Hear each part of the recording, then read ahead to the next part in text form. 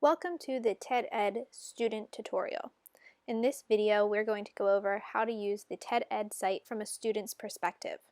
Now, maybe you've heard of popular TED Talks, where an expert on a subject gives a talk to an audience about their specific topic. TED Ed takes those types of videos and sets them to creative animation and text for educational purposes. Students are assigned these videos and tasks to go along with them. When you are assigned a TED Ed lesson as a student, you will be taken to this page once you've accessed the link or signed in.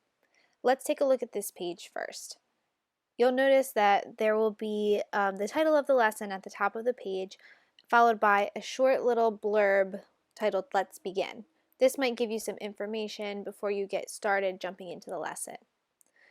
Then you'll see the video and the different activities to the side. So some of the activities are called Watch, Think, Dig Deeper, and Discuss. The teacher assigning the TED Ed lesson gets to pick and choose which activities are assigned to their particular students, so you might not see all of those options every single time. Start your TED Ed lesson by clicking Watch. This will activate the video that you've been assigned to watch. You can watch it all the way through before moving on to the next sections and activities. Once you finish watching the video, you can click the Think section.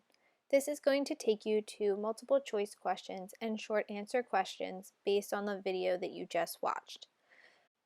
Select your response and click Save My Answer. This will show you whether your answer is correct or incorrect. If your answer is correct, you get to move on to the next question. Sometimes you'll select an answer and you'll click Save My Answer, and you'll realize that that just wasn't it. You didn't get the question right. You can try again, or you can click Video Hint.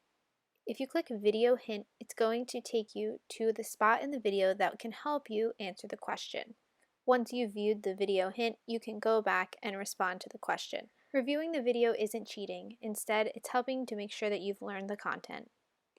To move back and forth between the questions, you can select the numbers at the top of the page where you see me clicking now, and you also have the options to use the arrows to toggle between the questions as well. Here you see an example of a short answer question.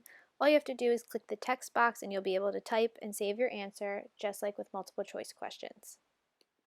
Let's pretend we finished the multiple choice and short answer section.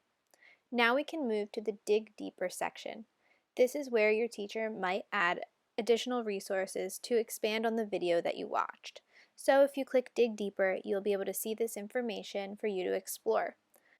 Some of the text on this page is linked to other websites, which will allow you to explore the topic even more in depth. Last but not least, we have the Discuss section of the TED Ed lesson. In the Discuss section, there will be one or two topics to discuss based on the video that you watched. If there's more than one discussion question, you can choose whichever one you want to begin with.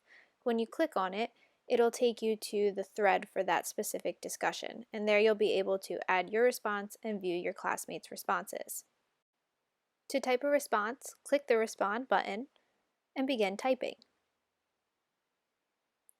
To submit your response, click the Respond button and your response will be posted to the thread. Once you've posted your response, it will be able to be viewed by your classmates who are also working in this lesson. You can read their responses, give them a like or a thumbs up, and you can even respond to their comments as well and share your own insights with them and have a kind of back and forth conversation digitally. While you're working in a TED Ed lesson, you are continuously saving your responses. So once you finish, there's no big submit or final save button. The site is very low-key in that way, so just pay attention, make sure that you go back and check to make sure that you've finished all the questions and answered all the discussion posts, so that way you can reassure yourself that you've finished your work on TED Ed.